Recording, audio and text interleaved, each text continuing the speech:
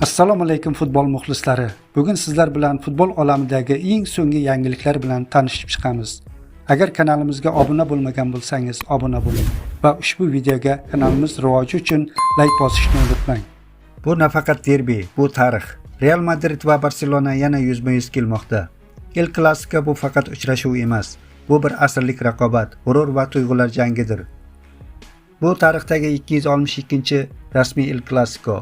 Real hozircha 105 g'alaba bilan ilgarilab turgan bo'lsa-da, Barselona 104 marta zafar quchgan.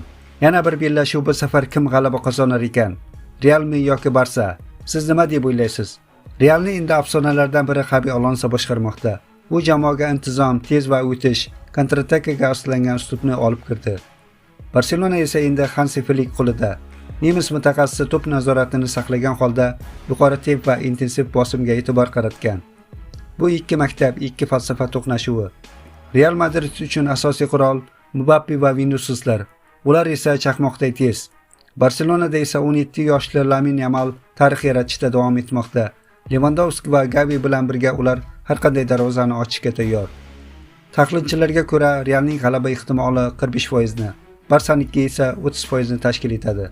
Ammo bu El Clasico, bu yerda raqamlar emas, ruh muhim. 26 oktyabr bu sana tarixda qoladi. Xavi va Flick, Real va Barsa, afsona va hozirgi zamon. Sizningcha bu o'yinda kim g'alaba qozonadi? Realmi yoki Barsa? Fikrlaringiz bo'lsa, izohlarda yozib qoldiring va El Clasico kayfiyatini biz bilan his eting.